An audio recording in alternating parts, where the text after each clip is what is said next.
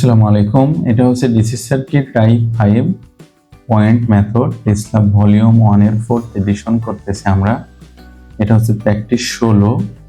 আমাকে বলছে যে এই সার্কিটে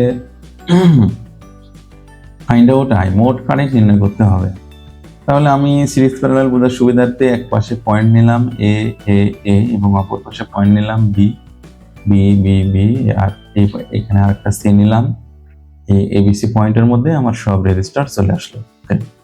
তাহলে এখন আমরা এই রেজিস্টারগুলো ইনপুট করব। কিভাবে ইনপুট করি, আমাদের হচ্ছে এই রেজিস্টারগুলো আমরা দেখি। এই শুরুতেই 12.5 আছে এসির মধ্যে, তাহলে আমরা এবির মধ্যে কোনগুলো আছে সেগুলো দেখে নেই।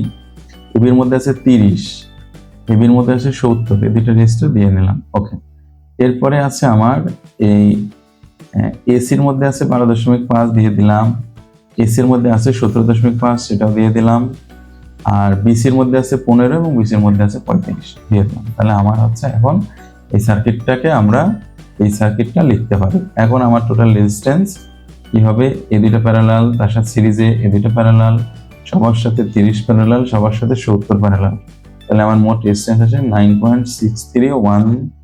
তাহলে আমরা কিভাবে আসতেছি এটা একটু দেখি। তাহলে 12.5 ইনভার্স যোগ 17.5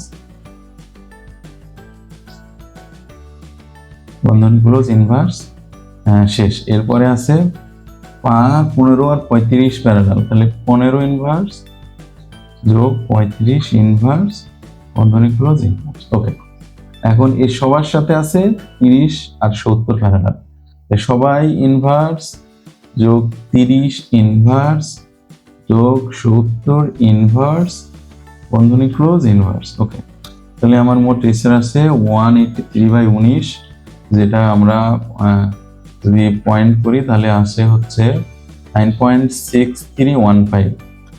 এটা হচ্ছে আমার টোটাল রোধ। তাহলে আমার টোটাল কারেন্ট আসবে মোট ভোল্টেজ বাই মোট রেজিস্ট্যান্স, যেটা 12.459 অ্যাম্পিয়ার। এটা হচ্ছে আমার কাঙ্ক্ষিত